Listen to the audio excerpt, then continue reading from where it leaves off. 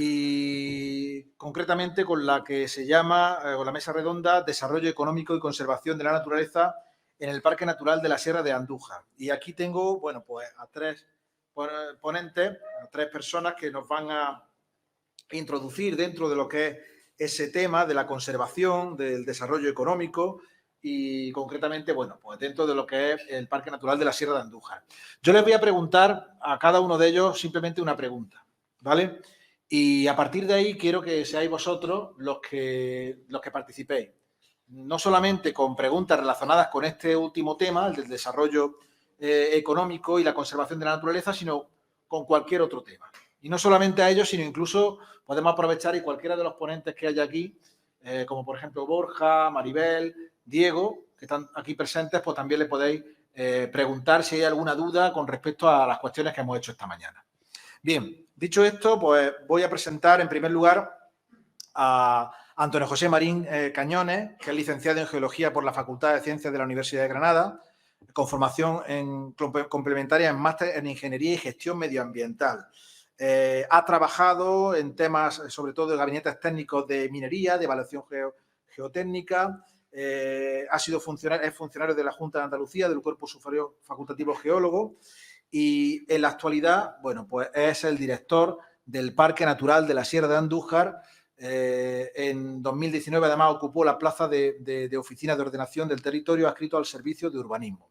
Y desde el 2018 hasta el 2019 ha estado en esta ocupación. Principalmente, bueno, pues su cargo y su responsabilidad dentro del Parque Natural, pues es la que evidentemente nos invita a preguntarle pues, algunas cuestiones relacionadas con algunas de las cosas que hemos visto a lo largo del día de hoy. Yo he visto, Antonio, que esta mañana todos los ponentes han ido, digamos, dando una serie de datos que nos alumbran bastante esperanza en torno a la conservación y a la buena salud del parque natural. Se ha hablado, por ejemplo, de que el lince está en expansión. Lo ha hecho Maribel. Por ejemplo, también el águila imperial. Diego nos ha dado muchos datos, pero entre ellos ha dicho que la mortalidad que hay aquí en el parque es mínima. Y luego, por otro lado, bueno, pues Joaquín Araujo nos ha hablado de esa encina matriarcal que representa que es un auténtico símbolo de ese árbol que casi podríamos considerarlo como sagrado, ¿no? Y además el buitre negro, pues tiene también un notable éxito reproductor. Por tanto, ¿cuál es el secreto del éxito del parque? ¿Qué es lo que se está haciendo bien? Buenos días, buenas tardes a todos y gracias por esta invitación a participar en este seminario.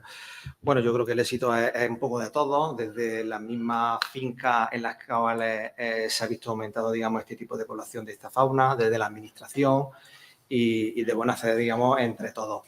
Realmente esta evolución digamos, de estas especies, por desgracia menos el lobo, que sí hemos visto un poco esa desaparición, pues gracias a multitud de proyectos de conservación, de mejora de hábitat dentro del parque natural y zonas aledañas, gracias a los programas tanto del lince como del águila imperial y también del buitre negro, pues se ha visto quizá un poco favorecido esta expansión. Por ejemplo, con el tema de águila imperial, como comentaba Diego, pues desde 9 parejas hemos pasado a casi 17. Tenemos que contar un poco que eso que estamos contando también parejas que están en el entorno del parque, no es una cuestión solo poligonal de este espacio. Del lince, pues, más o menos desde los 50 y tantos, 52, 53 que teníamos de ejemplares a casi 180, 190 en el parque. Es verdad que la expansión hacia Campiña, zona de olivar, es algo mayor y se mantiene esa población. Digamos que los trabajos que se vienen realizando, los seguimientos y la concienciación que se ha hecho también a los propietarios y a la ciudadanía que vive en el entorno de este parque, que hay que recordar que son 4 términos municipales los que engloba este espacio protegido, que es Baño de la Encina, Villanueva Reina, Marmolejo y Andújar, aunque la gran parte del territorio pertenece a este término municipal, pero los otros también tienen su representación dentro de nuestro parque. Bueno, y ahora me gustaría preguntarle a Silvia. Bueno, Silvia Medina es licenciada en Biología, en la especialidad de Gestión de Espacios Naturales. ha trabajado en Lobopark, es bióloga con estudios de etología en 4 subespecies de lobo. También ha trabajado dentro del Centro de Cría del Lince Ibérico, en el Centro de la Olivilla, en Jaén, el Centro de Recuperación de Especies Amenazadas, del Programa de Conservación ex situ del lince ibérico. También en programas de conservación del Cernícalo Previlla, y además es educadora ambiental. Tiene una especialidad en ornitología y también ha trabajado como técnico en control de fauna en el aeropuerto de Madrid-Barajas, ¿no? Donde veo que además algunos de los ponentes ya tiene también esa experiencia. Y luego, bueno, pues digamos que trabaja en ecoturismo científico, rutas guiadas para observación de la naturaleza, turismo ornitológico, preparación y gestión de hides para fotografía de fauna en el Parque Natural de la Sierra de Andújar y también en otros enclaves de la geografía española. Tú sabes mucho de ecoturismo, te dedicas a ello. Y bueno, primero quisiera que me explicaras qué beneficios otorga el ecoturismo a la conservación. Porque aquí estamos hablando de conservación, pero claro, muchas veces cuando relacionamos desarrollo sostenible, a veces puede parecer un eufemismo, algo contradictorio. Pero el ecoturismo, y aquí concretamente la Sierra de Andújar, ¿qué beneficio da a la conservación en primer lugar? Claro, esa es la importancia de que hablaríamos solo de turismo si no existiera una repercusión en cuanto a conservación cuando hacemos este tipo de actividades, ¿no? Yo en distintas fincas que he podido trabajar aquí en la Sierra de Andújar, de hecho en una de ellas era parque natural, no hay que olvidar que ahí la prioridad es la conservación. Y dentro de eso puede haber un desarrollo económico de la zona con ciertas restricciones. Y eso está bien, porque tiene una serie de elementos y de valores en los cuales tiene que pasar eso. Eso no significa que, al hilo de lo que decía Juan Carlos, tenemos que ver la idiosincrasia que se da en esta zona, que nos puede sorprender. Podemos incluso hacer ciertas críticas para intentar que mejore, pero también tenemos que partir de la idea de que tenemos que trabajar con eso que tenemos. Y tenemos que ver la manera de cómo hacerlo. Hace unos años, y tampoco es que sea mucho, entrar en una finca privada era súper complicado, pues porque eran fincas que se dedicaban a la caza. Sin embargo, en el día de hoy, a mí, bueno, esta mañana mismo me ha pasado, gente que me llama para que la asesore de qué podemos hacer en su finca para hacer ecoturismo, para hacer avistamientos de lince, de águila imperial, de buitre negro, de montar los hides fotográficos. No sé si sabéis que los hides fotográficos son escondites, una cabaña de madera con un cristal espía en la que, bueno, pues hay poca interacción porque además entras de noche, sales de noche y hay especies, según las condiciones de la especie y características, en las que ni siquiera te ven que ha pasado por ahí, ¿no? Entonces, ¿qué pasa? Que si con un propietario hacemos este tipo de actuaciones y parte de ese dinero, porque es decir, tú le estás cobrando al cliente un dinero y un porcentaje de ese dinero lo obliga, sí, pues habría a lo mejor que obligarlo, que ese porcentaje ahora no se obliga, es decir, que es una buena disposición de los propietarios que en mi caso yo lo propuse también a la empresa y al final todos dijeron que sí. Esto no es fácil, pero vamos, que salió adelante. Entonces, ese porcentaje va destinado a la conservación de la finca. Entonces, se crea un feedback en el que al final ese dinero, pues mucha gente estamos beneficiándonos de eso. Otra cosa, por ejemplo, otro beneficio, hacemos censo y seguimiento. Cuando te tiras allí todos los días en esa finca o en varias fincas, tú sabes qué animales se mueven y cómo se mueven. Para eso, ¿qué es importante? Que la gente y las personas que se dediquen al ecoturismo sean profesionales cualificados.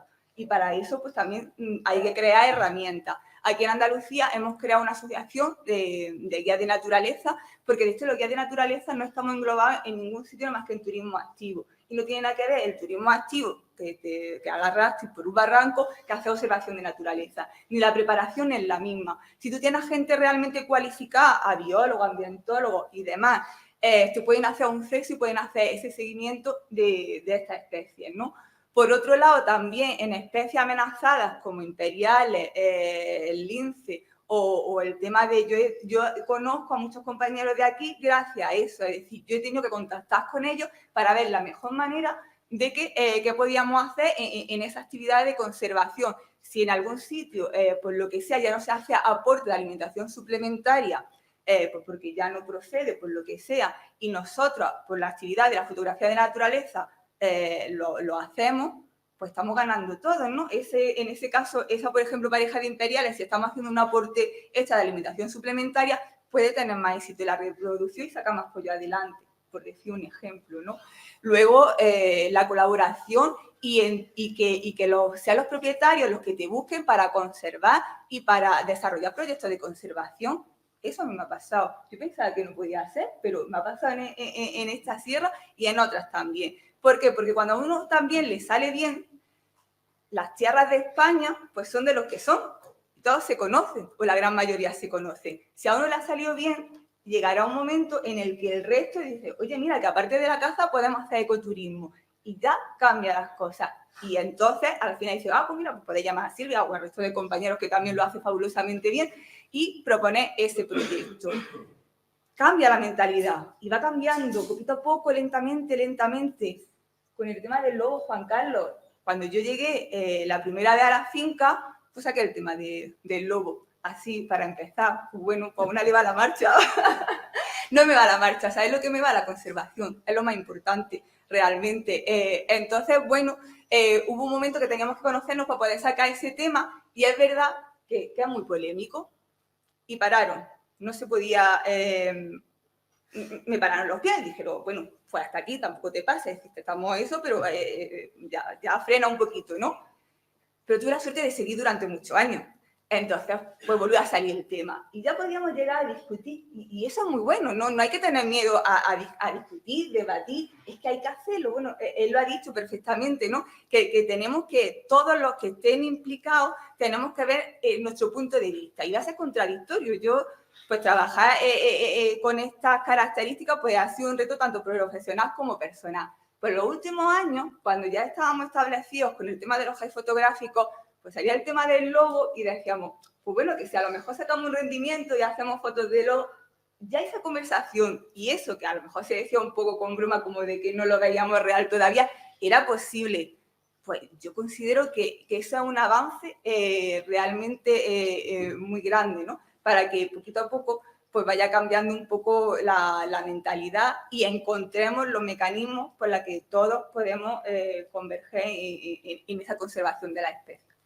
Yo quiero apostillar una cuestión muy importante, sobre todo la idiosincrasia de estas fincas que tenemos en el Parque Natural, que independientemente de que un 60 o 70% es privado, hay un 30 a 30 y tantos por ciento que es público, son montes públicos.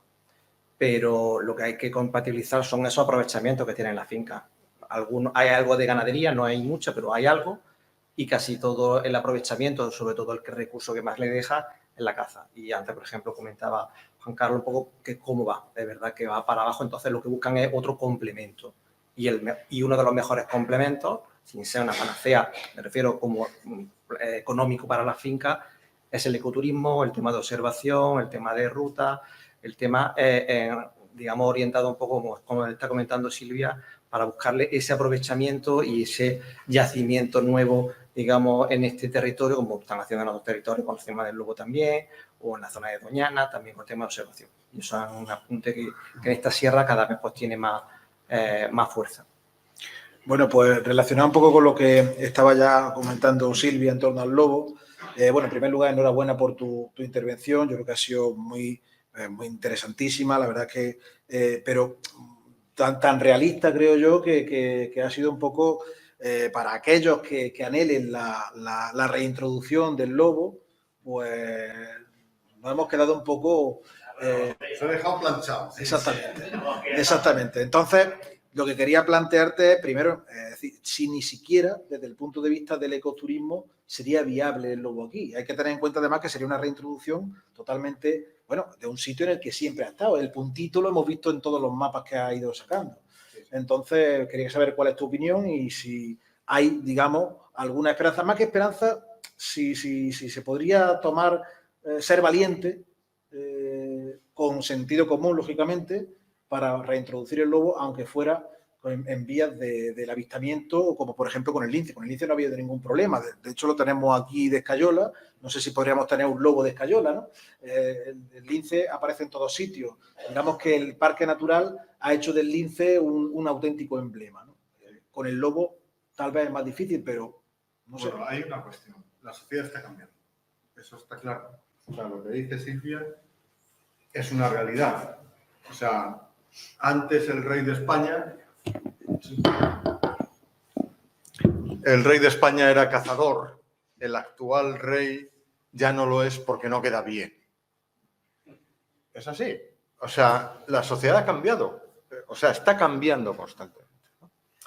Entonces, ahí está la esperanza. O sea, hasta ahora, digamos, la única fuente de recursos de estas sierras era la caza. Y además, esa caza intensiva, en fincas cerradas. Es decir, meter lobos ahí es como meter, bueno, pues un zorro en un gallinero, porque son realmente, lo que decía, corrales de ciervos, ¿no? Pero hay gente que ya no quiere tener eso. O sea que, y de hecho, económicamente, yo no sé si tú tienes datos, pero la caza va hacia abajo, ¿no? Porque a la gente ya no le gusta, digamos, meterse en una finca y ponerse a pegar tiros. Los propietarios de las fincas, antes ellos eran cazadores que no veían la posibilidad de que no se cazara en la finca. Y para ellos la única solución de la conservación del lobo era decir, me acuerdo que he hablado con muchos, sí, decir, a ver, aquí se pueden mantener los lobos si luego los vamos a poder cazar. Vosotros, a mí me han dicho a veces, tú me aseguras que, claro, yo no digo, no puedo asegurarte que en el futuro se vayan a poder cazar los lobos, pero los propietarios eran cazadores. Ahora son los hijos de aquellos propietarios, muchos no lo son naturalistas. Entonces ya no ven que sea una necesidad cazar en la finca. Entonces, si tenemos en cuenta que la sociedad está cambiando, yo creo que hay una perspectiva de esperanza para el futuro. Bueno, se está hablando de la caza y, bueno, creo que la caza, aunque es verdad que cada vez podéis haber, ¿no? Pero probablemente estas sierras sean lo que son gracias a la caza. Es decir, si no, serían olivares, sí, lo más probable. Habría una transformación. De hecho, hubo una transformación. En los años 50 y 60 eran ganaderas.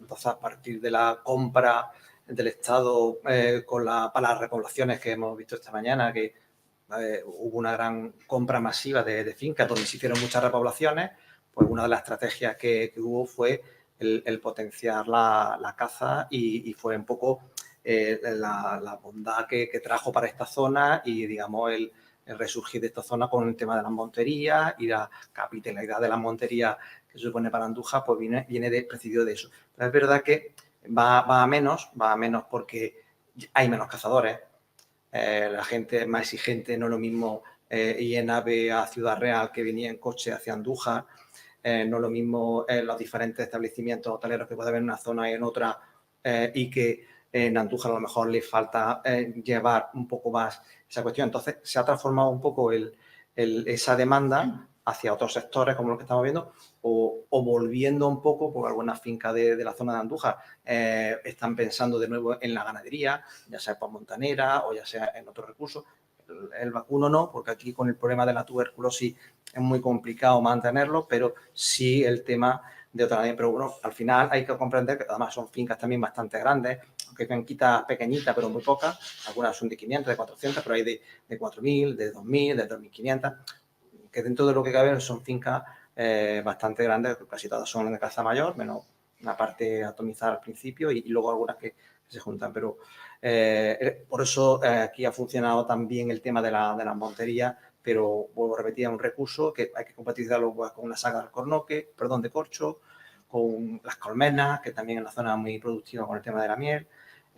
Y bueno, y en algunas zonas donde ha habido repoblación de pinar, pues bueno, pues sí hay algo de piña o algún aprovechamiento que se suelen hacer de madera. Entonces, bueno, la caza va a menos, pero está ahí y es un buen recurso. Lo que pasa es que hay que buscarle otro aliciente a las fincas para que puedan compensar.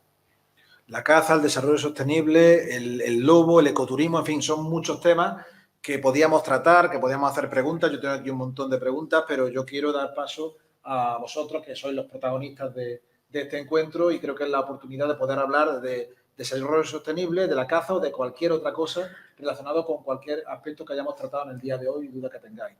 Así que os doy la palabra y aquellas preguntas que hayan quedado con dudas, pues por favor, es el momento. Adelante. Agradecer a los ponentes y las jornadas que estamos teniendo, que son muy buenas. Después dejarlo a Fría, que le comentaba sobre, pero bueno, hay que ser técnico y riguroso en los datos. Pero es verdad que, como decía, está aquí el conservador, el 70% de la superficie del parque natural son fincas privadas. La gestión y el control de esa finca, obviamente, según la normativa vigente, le corresponde a los titulares con los apoyos que la normativa y los fondos europeos pueden poner. Es verdad que siempre se ha criticado mucho en Andújar, pues esas grandes fincas todas valladas y la sensación de que estás en un parque que a veces se parece más a un zoo, entre comillas. No quiero aquí, estoy un poco poniendo la carne en el asador para que esto cunda un pelín. No, para que nadie se ponga nervioso, Antonio. Pidiendo ahí, remangándote de toca de alguna manera. Entonces, claro, el tema de ver bisontes, por ejemplo, y estas cosillas así, no sé si exótica o no, no sé. De Polonia están aquí, la gente va, gasta dinero en echar fotos, hace poco salieron las redes y están dispuestos a ese turismo fotográfico, que un poquito por aquí apuntaba la compañera Silva, que conocí en el centro de las Villas, la Peñallana y tal, y demás. Todo esto cómo se encaja. Esto es un buen día que a alguien se le ocurre, oye, mira, esto se plantea con un fin técnico, eres tú. ¿Te refieres a bisonte? Sí, en concreto, bueno, este proyecto. Lo primero, alguien que hay que especificar que la finca de Cinarejo, que es Barranco San Miguel, últimamente, está primero que es privada y está fuera del parque, está justamente colindante, pero enfrente, digamos, del parque. Entiendo que es una iniciativa tanto privada como algo pública, porque sí es verdad que tuvo el apoyo de la consejería para, digamos, meter esta reintroducción, este rewilding tipo, en fin, un poco su generis, ¿vale? Pero no hay que olvidar también un poco el sentido de ecoturismo que tenía, digamos, la propiedad a la hora de realizar esto. Siguen apostando con el tema del proyecto del lince, sigue teniendo, digamos, apoyo y trabajo que se hacen en la finca, un poco alrededor de este tema de observación, de ruta, safari, entre comillas, dentro de la finca. Ese es un poco lo que mañana supongo que nos enseñará, porque esta es la visita que nos tiene preparada la organización. Bueno, no sé qué quieres que te responda con respecto a eso. No, si corremos el peligro de que al final se convierta en eso que decimos al principio y no en un parque natural con todo lo que supone rigor, entiendo, científico, bueno, sostenibilidad de los recursos socioeconómicos. Este proyecto además va... Y el impacto ambiental también. Claro, va avalado también, bueno, hay detrás una serie de estudios, sobre todo lleva aparejado, creo que la Universidad de Valencia, la Universidad Holandesa también hace un seguimiento de las labores. Son 20... Sí, no llegan cuando llegaron, yo no sé si llegaron a 24, 25 ejemplares. 28 no pensar que son 1000 hectáreas de finca, en la repercusión, el herbivorismo o el superramoneo que va a tener no es tan como si tuviéramos 100 o 200 vacas, que podría ser, que es lo que estamos hablando. Al final, estas fincas forestales tienen que tener un rendimiento, ya sea ganadero, ya sea porque haya algún producto, porque si no, al final, bueno, pues el que lo haya heredado y demás, pues bueno, pues puede pensar que vive de la renta o vive con las poquitas cosas, pero con todo con eso hay que pagar una serie de gastos fijos que tienen todo el año, o ya sea, bueno, pues del mismo guarda o gestiones dentro de la finca para mantenimiento, y entonces uno de los recursos, pues, porque estamos hablando del tema de la caza y digamos, esta finca, pues, buscaba un plus más. Entonces, ese plus, bueno, por ejemplo, en este caso, es el tema del bisonte. No sé si quieres comentar algo que también... Pues sí, a ver, este proyecto en concreto forma parte dentro de un proyecto de conservación de la especie del bisonte europeo. Que no haya sido una reintroducción y haya sido una introducción puede que derive de ahí la polémica, que yo tengo especial interés en lo que opináis vosotros, también lo que opina Juan Carlos sobre este tema.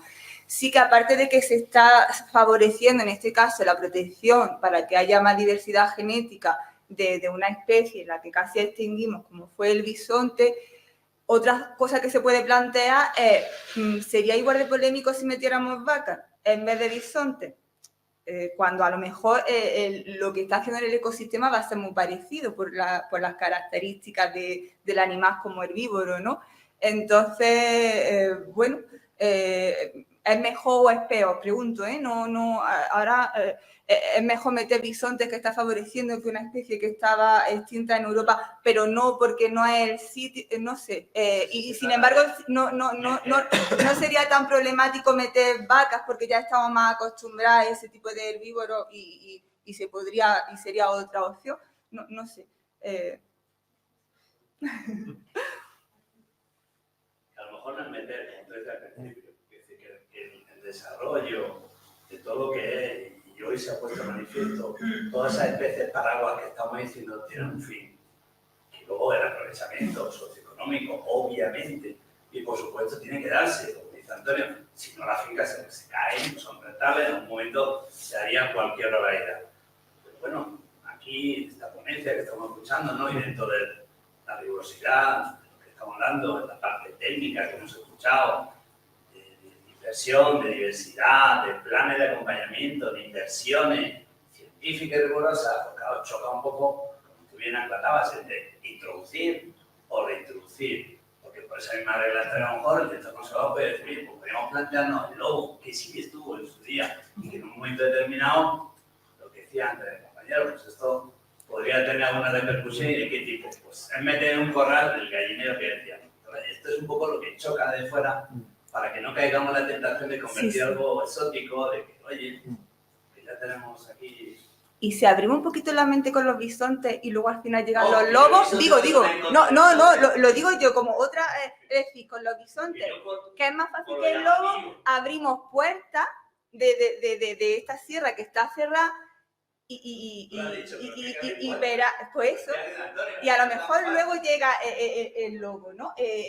Hay una corriente hoy en día en conservación que se llama renaturalización, que consiste en eso, que ya digo que genera mucho debate y eso es muy bueno.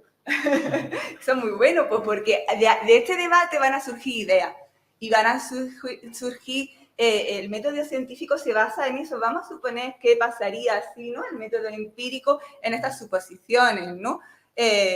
Bueno, y no todo vale, es decir, que pues, hay que poner encima de la mesa el qué, por qué. Bueno, con respecto a lo del... Bueno, no sé, preguntas por ahí. No he dicho nada de esto, está ahí muy políticamente correcta. Sí, no quiero venir aquí a echar jarros de agua. Bueno, no. A ver. Una cuestión es, si todos los bisontes que se han metido en España están en sitios cerrados. O sea, están lo que se llama en semilibertad, que es en cautividad cómoda, ¿no? Esa es la semilibertad, ¿no? Es decir, no se salen de una serie de recintos. Con lo cual, o sea, no son animales que se vayan a criar en el medio, a extenderse, etcétera, etcétera, entre las cosas porque antes esa especie no existía en España. Aquí hay un problema que para mí es más importante y tal, ¿no? Yo he visto los bisontes en Polonia, ¿no? Es decir, en Bielorrusia, es decir, pero es que hay una cuestión de clima, o sea, es decir, a mí me parece casi una crueldad meter un bicho que tiene inviernos de 20 bajo cero y veranos cuando sube la temperatura por encima de 20 grados, te empieza a morir la gente por allí de calor, y aquí tiene veranos de 45 grados y tal, y dices, pero vamos a ver, o sea, es como meter osos polares en... Es decir, vendría bien, pues es que es un poco crueldad para los animales, ¿no? Yo lo de los bisontes en Andújar no lo veo por eso, fundamentalmente por eso. Otra cuestión es que los tienes en un sitio cerrado y bueno, pues oye, llevas turistas, les hacen fotos y se acabó, ¿no? Como en otros muchos sitios de España, ¿no? Pero el tema del clima, a mí, si yo fuera bisonte, me preocuparía mucho.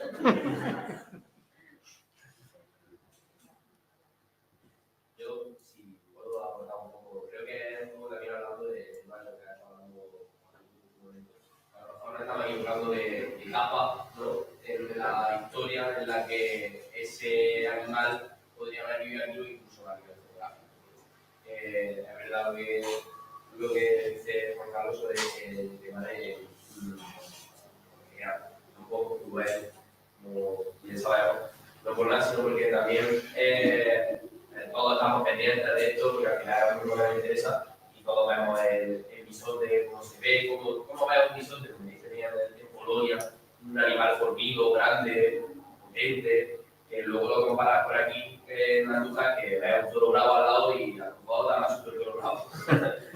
Entonces, supongo que si geográficamente, a nivel historia, ese ser sacudido de aquí, supongo que sería pues, una genética distinta, ¿no? También, eso también es algo importante a tener en cuenta y que pues, podría ser una de las causas por las que ahora mismo no se puede dar el bisonte aquí, ¿sabes? Se puede dar, claro que se puede dar. Hasta ahí estamos, que funciona. Pero al final es un poco lo que mueve todo, ¿no? La panoja, como digo yo. Al final es un incentivo más que llama la atención turística, la atención de tal, la atención de... Y bueno, a lo mejor a nivel de la administración, pues creo que tendrían que haber tenido algunas cosas en cuenta. Que es verdad que podemos abrir la mente con lo que dice ella y verlo como una posible reintroducción a otros seres que a lo mejor convienen más a nivel ecológico, ¿no? Pero hay que tener en cuenta, como dice el tema de la crueldad animal, en ese sentido. Y nada, quería hacer un pequeño comentario. Muy pequeño comentario. Una cuestión. Pues, a ver, yo voy a proponer también un poco. A ver, lo que yo creo es que, por ejemplo, el bisonte es una introducción y contemplarlo, el impacto social que puede producir la introducción de un bisonte creo que no puede ser la misma que un lobo, porque el lobo se interpreta muchas veces como una amenaza para el hombre. Y un bisonte no se interpreta como una amenaza. Entonces, creo que hay que tener más en cuenta también otro tipo de, aparte de lo que has dicho, es el tema de la crueldad. Evidentemente, si compararlo con una vaca, pues tampoco lo compararía con una vaca, porque aunque es un herbívoro, es que es un herbívoro que vive en otro clima, en otro ambiente. Entonces, ahí habría que contemplar muchos más factores. El impacto social no creo que fuera una puerta, desde mi punto de vista, para abrirla al mundo. Por lo menos para mí. Creo que habría que haber otras vías, desde mi punto de vista, porque al final, sí, como curiosidad para la gente, sí, una especie exótica, llama la atención para el turismo, sí. Pero para abrirle la puerta al lobo, creo que no. Mi punto de vista. Yo tan solo, bueno, creo que hay más temas, pero yo, por ejemplo, quiero ahondar un poquito, independientemente de las cuestiones más científicas, desde luego desde el punto de donde traemos al bisonte a una zona con el clima que tiene Andújar, lo que ha supuesto desde que llegó el bisonte a Andújar. Pues ha habido mucha repercusión turística, mucha gente que ha ido a conocer al bisonte. Por esta finca, por ejemplo, pasa una vía pecuaria que mucha gente la recorre y se la ha podido encontrar. Ha traído mucha gente a la sierra a conocerlo y ha traído, dentro de lo que cabe, en lo positivo, lo ha puesto un poco en el plano y ha traído, digamos, ese turismo, digamos, bueno, con mejor o peor fortuna a Andújar. Entonces, un poco remarcar también eso y también hay que valorarlo. Escuchar eso, porque yo creo que ese sería el principal fundamento para apostar fuertemente por la reintroducción del lobo. Creo que el turismo de observación del lobo en el norte de España ha rehabilitado absolutamente municipios completamente de la España abandonada, de alojamiento, de manutención, etcétera, etcétera. Entonces, creo que podría ser una vía bastante buena. Sí, lo que pasa que, como ha contado Juan Carlos, que hay mucha oposición a la hora de las reintroducciones porque supone tener de tu lado a mucha gente que a priori no la va a tener.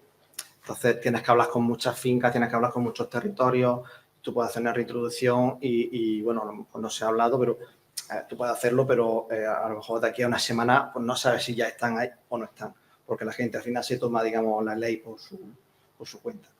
Entonces, el tema de las reintroducciones siempre ha estado. De hecho, el ley que tuvimos la Junta de Andalucía, que acabó en el año 2020, que en el fondo vino a certificar que no teníamos lobo en Andalucía, pues hicieron multitud de trasectos buscando excrementos, haciendo historias. No había lobo, pero sobre todo era concienciar, poner un poco la llamada a las fincas. Oye, si hubiera, ¿tendría algún problema? Muchas encuestas con ganaderos, muchas encuestas con las fincas de aquí de la sierra.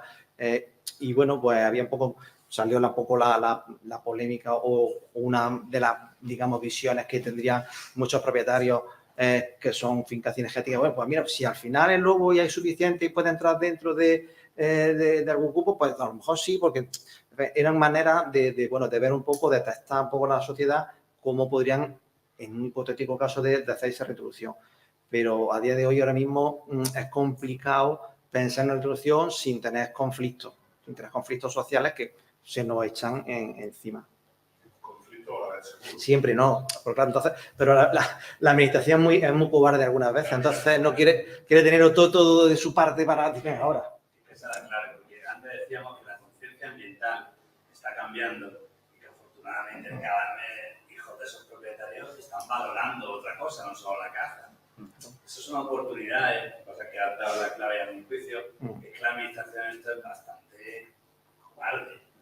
Necesita tener todo de su parte, a lo mejor, y es lo que tenéis que poco a poco ir concienciándonos de que es una especie, como decía aquí el compañero, totalmente que podía ser reintroducible, porque sí existió el bisonte, no ha existido nunca, y es algo exótico que hemos puesto aquí, que es verdad que ha puesto en el punto de tal, en Tinarejo, y la gente va y echa fotos y paga 200 pavos por... Sí, hombre, se presupone que un parque natural es un espacio protegido con fines científicos, también de conservación y mejora y sostenibilidad de la sociedad. La sociedad es un municipio que lo conserva. Entonces yo creo que ese aspecto que decíamos aquí, creo que ya empieza a estar madura, o por lo menos la posibilidad de articular en un futuro esa reproducción.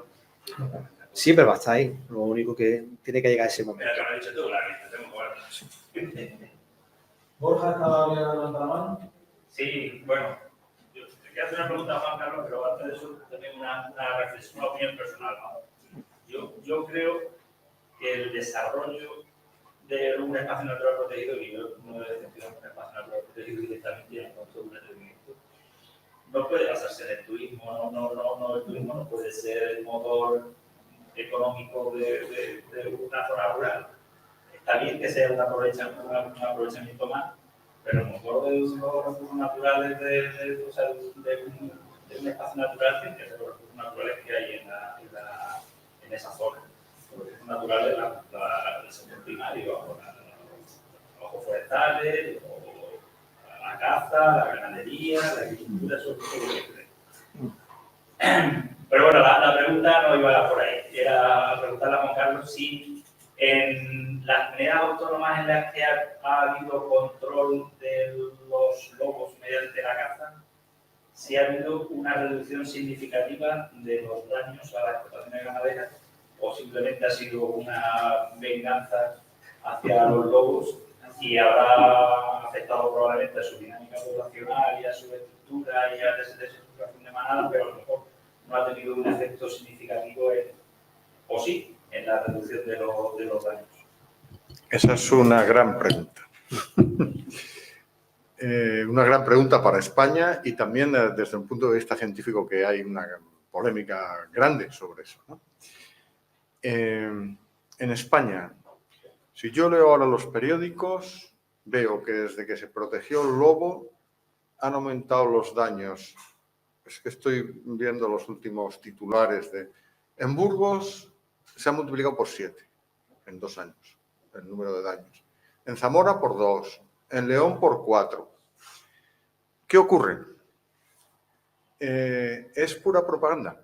Lo que ocurre es que hasta el año 2021 en la Comunidad Autónoma de Castilla y León los daños solo se pagaban al sur del Duero, porque es una especie protegida, y al norte del Duero en las reservas de caza, que son una pequeña parte del territorio del Castilla y León al norte del Duero.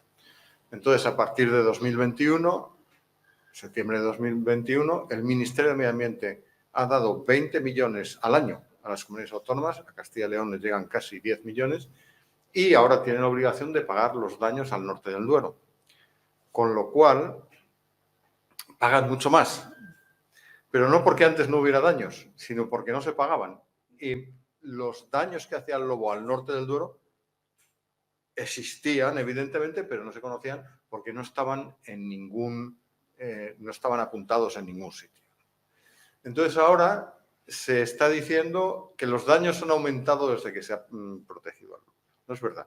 Lo que ha ocurrido es que se pagan más daños y que lo que ha aumentado es el número de indemnizaciones, porque ahora hay obligación de, en vez de decir los daños han aumentado desde que se ha protegido al lobo, yo diría, desde que se ha protegido al lobo, muchos más ganaderos cobran indemnizaciones gracias a que el Ministerio de Medio Ambiente está dando 10 millones todos los años a Castilla y León y a las otras comunidades autónomas otra.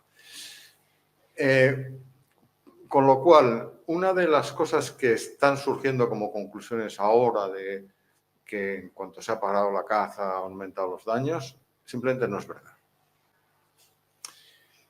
Ahora, yo he estado viendo las estadísticas de algunas comunidades autónomas y veo que es muy posible que los daños hayan aumentado en una comunidad autónoma, que es Cantabria. Cantabria es una comunidad autónoma muy pequeña. Yo he vivido en Santander cierto tiempo, lo que la conozco bastante bien. Y lo que pasa es que ahí el lobo, es decir, la política de Cantabria en los últimos años, siempre yo diría, ha sido matar todos los lobos posibles. Si se les mataba en verano, se decía que era con control, si era en invierno, por caza, en fin. Luego se le ponía, digamos, el adjetivo que...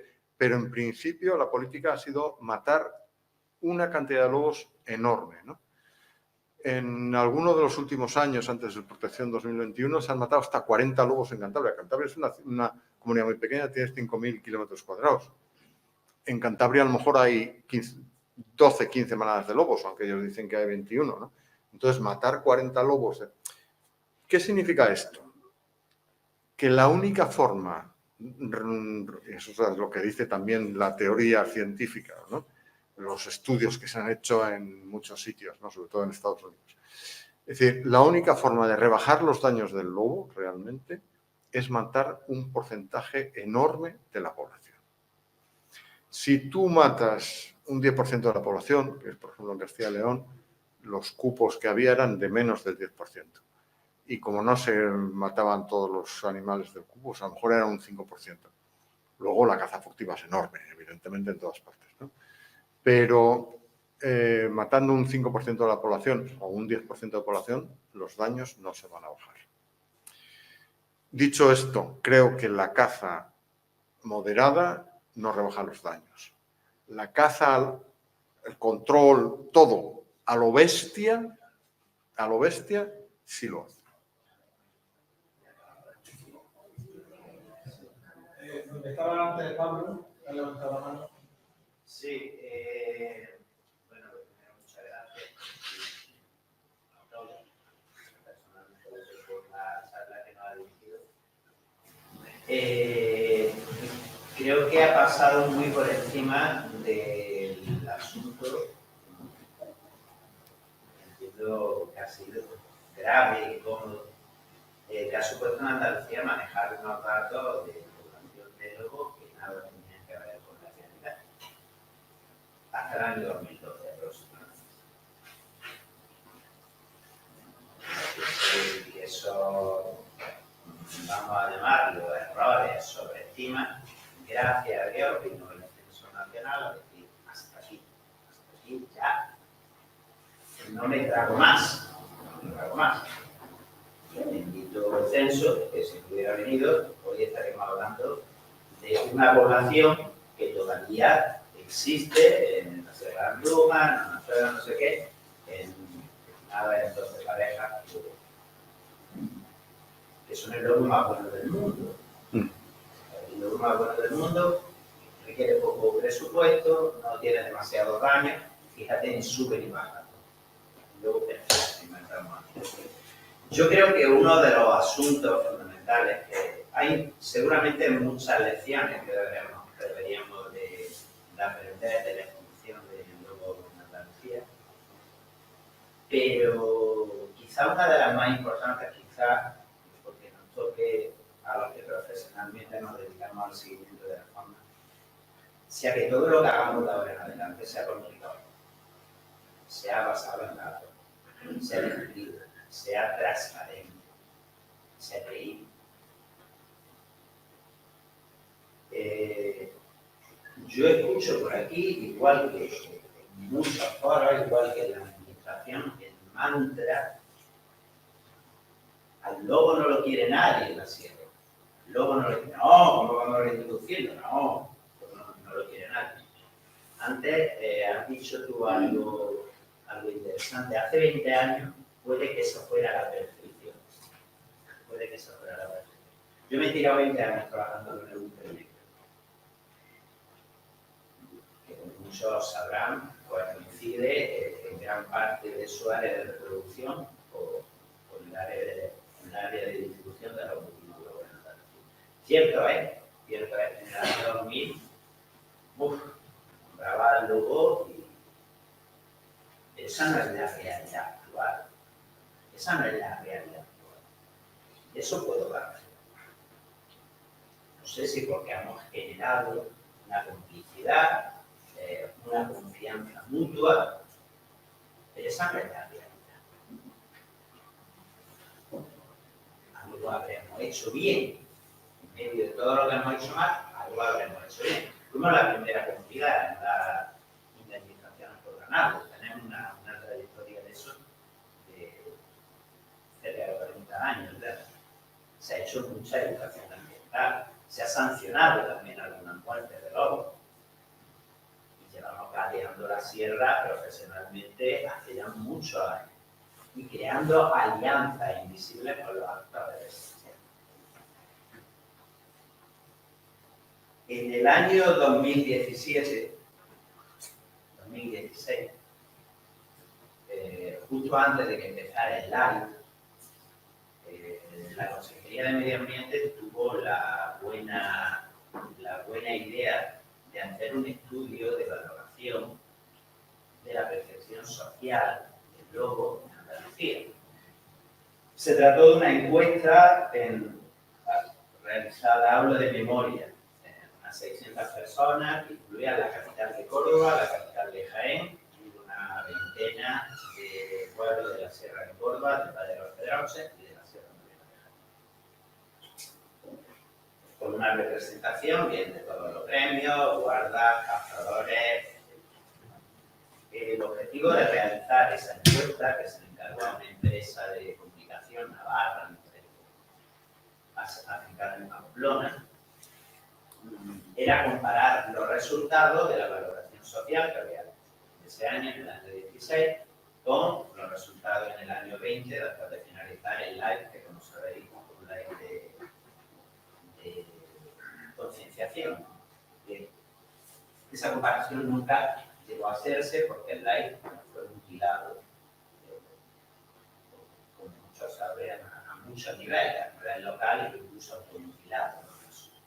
Bien, esa encuesta de percepción social es el único documento empírico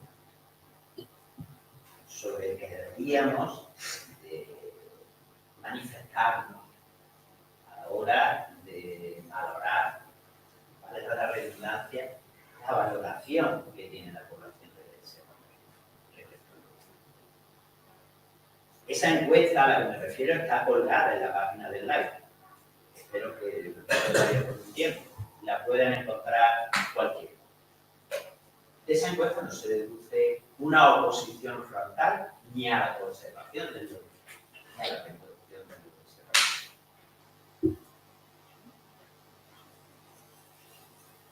Sí, bueno, la primera cuestión que has dicho, sí, es una cuestión realmente que es muy turbadora, ¿no? Es decir, cuando todo el mundo sabía que no había lobos en Sierra Morena, se seguía diciendo oficialmente que había lobos en Sierra Morena. Incluso se decían, han aparecido 3 lobos en una cámara trampa, y eso lo decía el delegado provincial de no sé dónde, de Jaén. A ver, ¿Qué ocurría? Pues ocurría que había terror en la administración de que hubiera una aplicación súper estricta por parte de la Comisión Europea de la Directiva de Hábitats y dijera, a ver, se ha extinguido el lobo después del año 1992 cuando entró en vigor la directiva, hay que reintroducirlo, ¿no? Bueno, eso no lo ha hecho la Comisión, porque la Comisión tiene muchos problemas con el lobo y lo último que va a hacer es una cosa de esas. Bastante tiene con los países que están incumpliendo la directiva día tras día en relación con el lobo. Y si la Comisión fuera estricta con la aplicación de la Directiva de Hábitats con el lobo, evidentemente la Directiva de Hábitats le estallaría en la cara. Eso está claro. O sea, la Comisión tiene la política de decir, bueno, o sea, los lobos van bien en Europa, vamos a mirar para otro lado. Hasta ahora han hecho eso, ¿no? Ahora han dado otro paso hacia adelante. Pero bueno, ya es una cuestión personal de la presidenta, ¿no? Entonces, pero no cabe duda de que ha sido una política, bueno, aunque yo estaba escandalizado, es decir, muchísima gente lo estaba, ¿no? En cuanto a lo que dices, la mejora de la percepción, sin duda. O sea, sin duda está cambiando la percepción de la gente, está cambiando la sociedad, ¿no? Y está ocurriendo en muchos sitios, ¿no?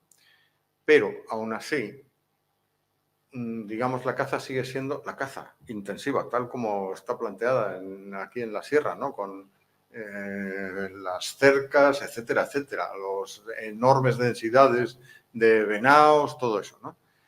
Sigue siendo un recurso económico fundamental en la sierra.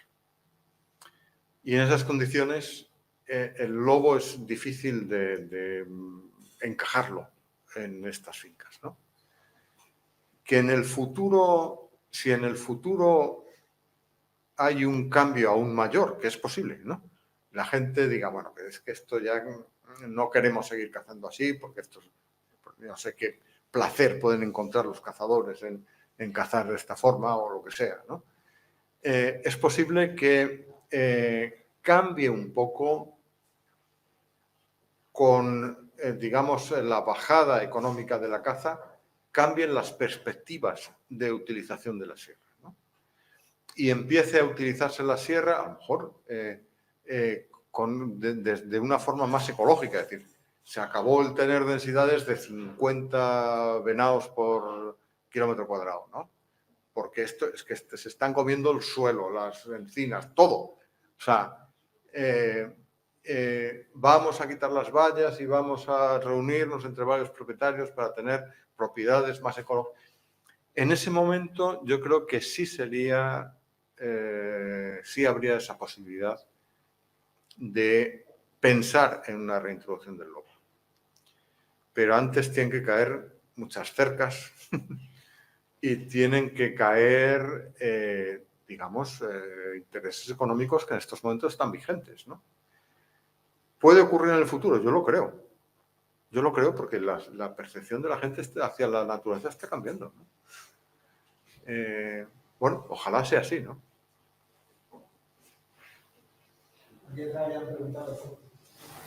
A raíz de todo lo que hemos estado hablando, el tema del lobo, el tema del abastecimiento, de esa dependencia económica por parte de la sociedad, de la caza, en estos aspectos, ¿qué perspectiva veis vosotros económica a futuro respecto a la subsistencia de las poblaciones locales y a la relación con estos entornos naturales de ahora mismo?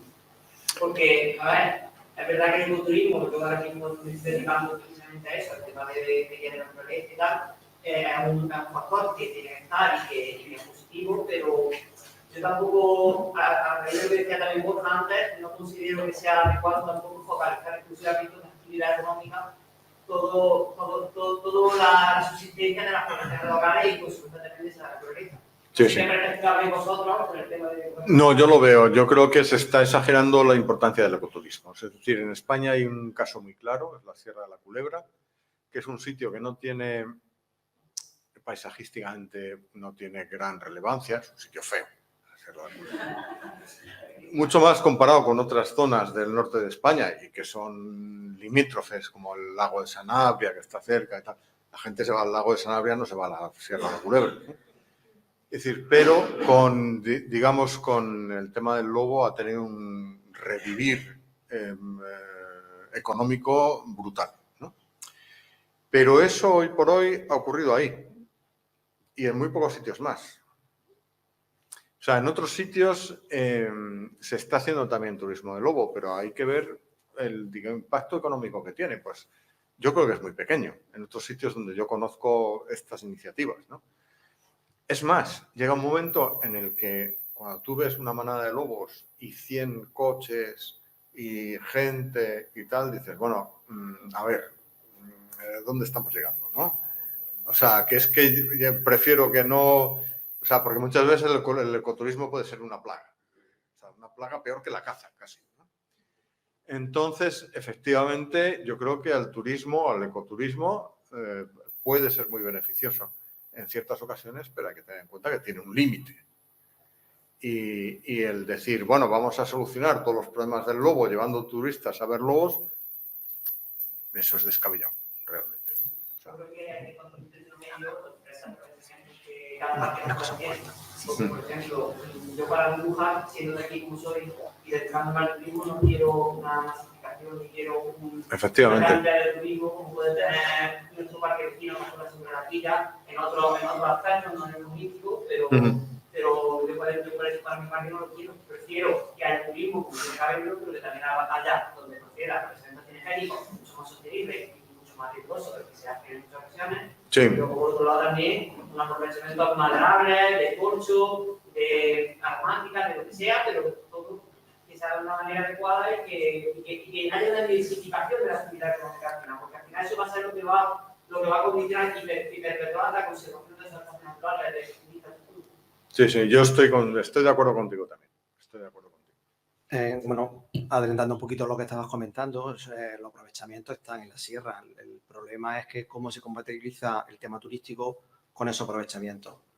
El gran competidor con el turismo es el cinegético, la temporada cinegética, pero si pensamos un poco el gran atractivo de la sierra, además de muchos otros, al final es el lince, pues no entran tanto en conflicto. De hecho, cuando acaba la temporada cinegética, un poquito antes, bueno, normalmente suelen acabar en noviembre, diciembre, aunque se alarga hasta febrero.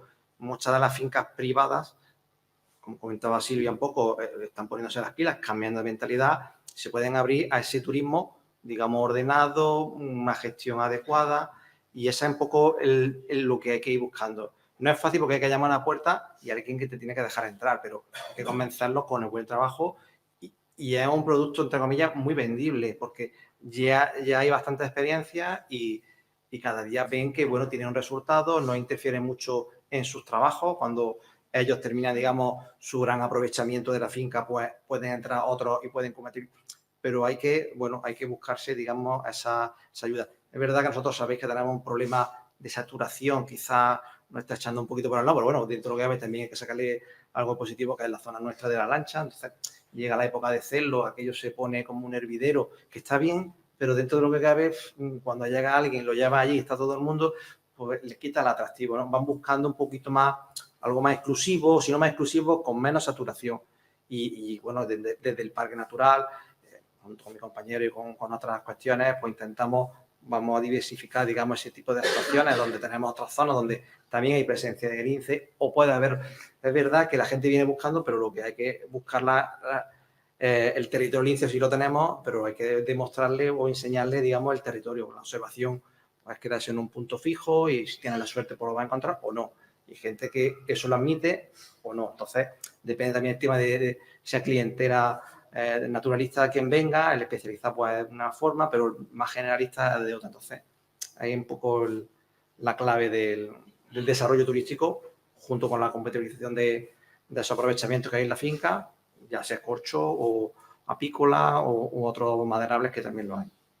Para mí, ya además, es necesario que compatibilicemos todos esos aspectos y que todo está muy bien, pero tenemos que buscar un término medio tanto para los energéticos como turísticos, y sé que es complejo y es muy difícil porque el turismo, por ejemplo, se va de madre con esto porque es que es la realidad, se vale más de mucho que queramos muchos sitios, pero hay que buscarlo de alguna manera, tanto administraciones como las propias empresas locales que nos dedicamos a este tipo de actividades, ¿no? Pues, a un poco ese punto de equilibrio. Para eso, para que no pase eso, tiene que haber una planificación ordenada de la capacidad de carga. Es decir, no pueden entrar a un espacio natural, incluso la zona de la Lancha no es parque natural, esa zona todavía no es parque natural. Pero bueno, igualmente es una zona de importancia y hay que regular esa capacidad de carga. Hay que regular los accesos también. Y luego, pues, en otros parques naturales lo que se hace es que tienen que ir obligados en algunas zonas con guía. Entonces, esa persona responsable va a ser que controle el comportamiento del resto de personas, ¿no? Es decir, que ya ahí aporta una vigilancia. El ecoturismo tampoco lo vamos a vender como que es la solución a la conservación del país, no, es decir, puede ayudar a eso, pero realmente no es una solución. Sí que el dinero público se acaba. Y cuando estamos en periodos de crisis, que es en un periodo en el que actualmente nos encontramos, que acabamos de pasar un COVID con guerra en Europa, el dinero público que primero se quita es el que es destinado a la conservación. Entonces, yo sí creo que es una buena idea, y no es la solución, pero es una buena idea que aporta, es que dinero privado de la empresa privada vaya destinado a eso, con la supervisión de lo público y de la administración para que eso se haga de manera correcta. Es decir, no todo vale, ni cualquier cosa por hacer un ecoturismo que es que ya perdería incluso la definición. Es que la definición de ecoturismo es que tiene que repercutir en la conservación. Soy un poco soba, pero es que no estaríamos hablando de ecoturismo, estaríamos hablando de otra cosa, ¿no? Luego, la importancia, yo es que si no le diera importancia relacionada con la conservación, de verdad que no me dedicaría a esto, porque para hacerse rica o subsistir, elegiría otra cosa, ¿no? Entonces, creo firmemente porque no creo la conservación de los espacios naturales sin que repercuta en la salud de las personas. Formamos parte como elemento de todo eso. Esto parece como que una idea muy facilona, pero yo he tomado conciencia de eso en la finca en la que algunos sabéis que he trabajado, en esa impresionante solitud de esa finca. Ahí entendí que yo también formaba parte de eso y no lo veía desde una manera desde fuera, ¿no? Y bueno, pues yo era un elemento más. Estaba yo, ahí Silvia, con los ciervos, con los linces y con las imperiales pasándome por encima, ¿no? Entonces, los modelos de conservación a lo mejor tienen que ir un poco destinados a eso un poco también, ¿no? En otras zonas que yo he trabajado con escondites fotográficos, en zonas de agricultores, con aves esteparias, yo creo que todos los que estamos aquí sabemos la problemática tan grande que hay con la pérdida de un montón de especies de aves esteparias por el cambio de uso en los cultivos.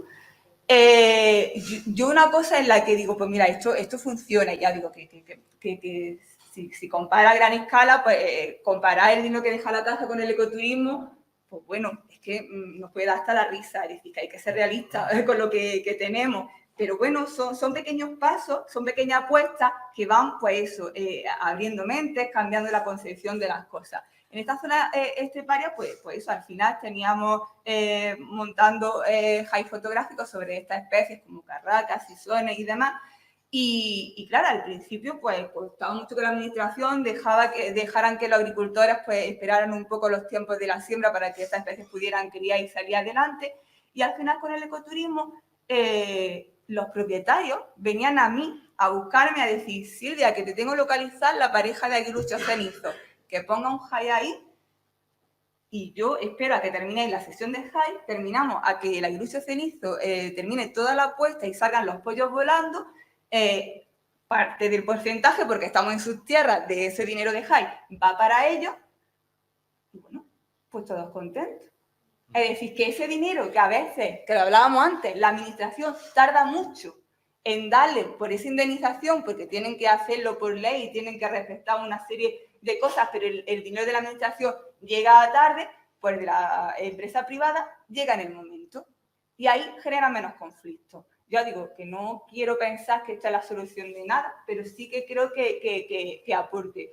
Y además es que lo ves entusiasmado, que están, ellos se sienten, eso es muy importante, que se sientan orgullosos de lo que tienen en sus tierras, porque ahí estamos tirando de la parte emocional. La parte emocional no está en el corazón, está en la amígdala y demás, ¿no? Entonces también forma parte del cerebro y también hay que darle a esto, pues bueno, también hay que jugar con eso.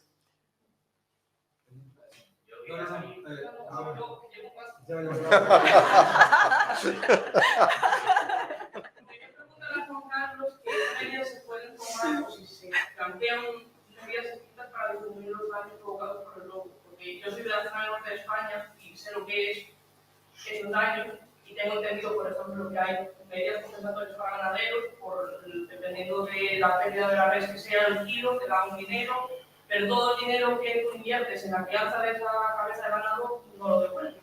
Entonces, no sé si hay otro tipo de medidas que puedan compensar a los ganaderos, porque en relación a lo de reproducción aquí en Andújar, yo creo que hasta que la gente no vea que es un problema que se soluciona arriba, abajo tampoco va a interesar hacerlo, porque van a decir, vamos a tener un problema, es incluso peor que el tema de la caza. Sí. Entonces, bueno, hay dos tipos de medidas. Uno son las indemnizaciones, que cada vez se paga más. Es decir, antes se pagaba solo el valor de mercado del ganado. Ahora se empiezan a pagar parte de estos daños indirectos también, ¿no? Cada vez más. O sea, se paga el valor de mercado más un 10, un 15%, etcétera, ¿no? Y el otro es que cada vez más se pagan las medidas preventivas. Yo me acuerdo hablando con un ganadero de Riaño, estaba haciendo un estudio sobre los mastines y tal, y a los que no tenían mastines, allí hay mucha gente, tiene la tradición de tener mastines desde siempre, ¿no? Y había un ganadero que me decía, sí, yo tenía mastines, pero lo he dejado. Digo, ¿y eso cuál es el problema? ¿Tienes problemas con los mastines? Te voy a decir cuál es el problema.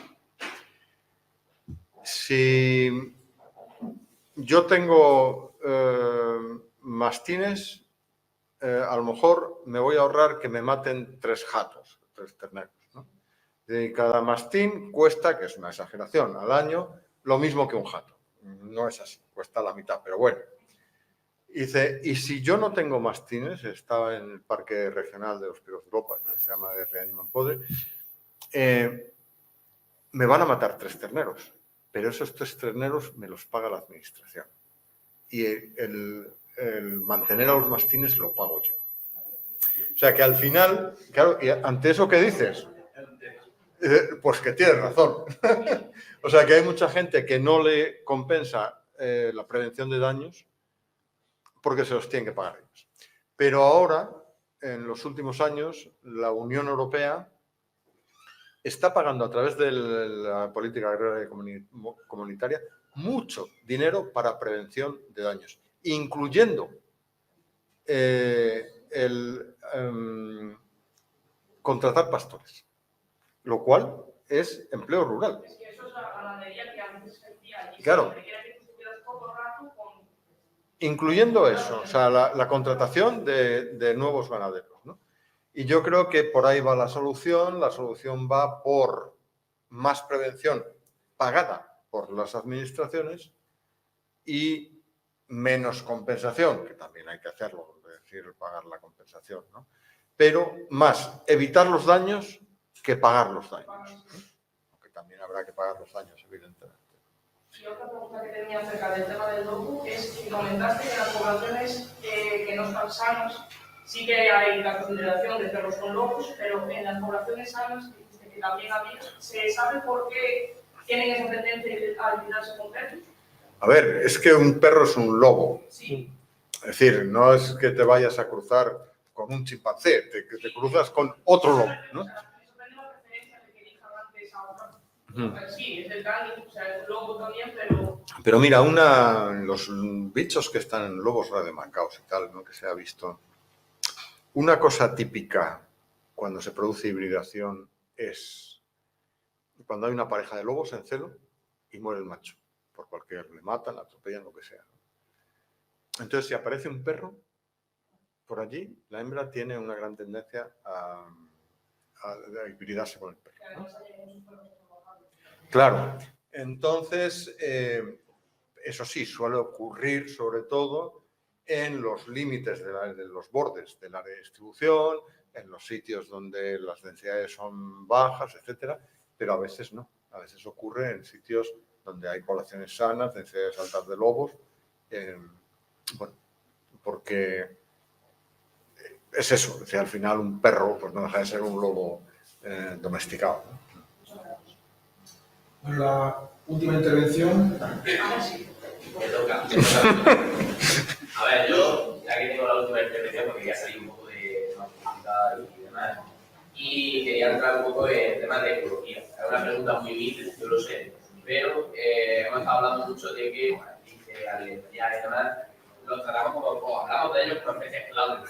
Y yo, desde mi punto de vista, de mi parte, los veo más bien como una especie bandera, más que una especie clave. Yo quería saber por la opinión profesional y si lo que decidáis, pues, el concepto de por qué se decide que esto sea así. En vez de ser una especie bandera, que al final lo que quiere es un atractivo, lo que tiene pince, que hace que ayude a su conservación y gracias a esto podamos conservar.